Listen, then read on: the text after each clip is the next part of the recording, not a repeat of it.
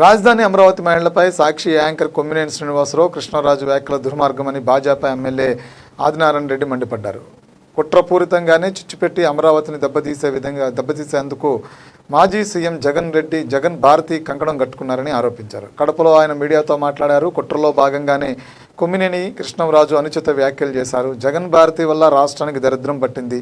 మద్యం కేసులో జగన్ జైలుకెళ్లడం ఖాయం. అక్రమాలకు పాల్పడుతున్న వైకాపా చెందిన చాలామంది నేతలు జైలు ఓచలు లెక్క పెడతారు. తల్లి చెల్లి దూరం పెట్టిన జగన్ ప్రజాస్వామ్యం గురించి మాట్లాడితే ఎవరు వింటారు? 5 ఏళ్ల పాటు విధ్వంస పాలన సాగించారు. ఇప్పుడు కూటమి ప్రభుత్వం వికాసం వైపు అడుగులేస్తుంటే ఓర్వలేకపోతున్నారని ఆదినారాయణ రెడ్డి విమర్శించారు.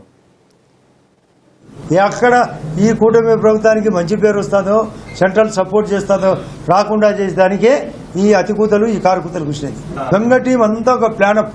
ఈ రాష్ట్రాన్ని బాగు చేయకూడదు. కొమ్మినేని శ్రీనివాసరావు అతికూతలు కూర్చినా కూడా ఇంకా సాఫ్ట్గా ఉండాలా. ఇదేమి చెంపకు దెబ్బ కొడితే గాంధీ చెప్పినట్టు ఈ చెంప కొట్టించేదానికి ఎవరు లేరు. దళితులను ఇబ్బంది పెట్టినారు, లేడీస్ను కించపరిచినారు. ఏంది అతను మాట్లాడేది? ప్రజాస్వామ్య పాలన. కొమ్మినేని శ్రీనివాసు, ఆ కృష్ణరాజు అనే విలేకరి, మీరు చెప్పండి సజ్జల రామకృష్ణారెడ్డి, విజయమ్మను వెలివేశారు, షర్మిలాను వెలివేశారు. షర్మిలమ్మ అడిగింది భారతి ఎందుకు క్షమాపణ చెప్పదని. అందరికీ క్షమాపణ చెప్తే వాళ్ళే పురమాయించారు, వాళ్ళెందుకు క్షమాపణ చెప్తారు?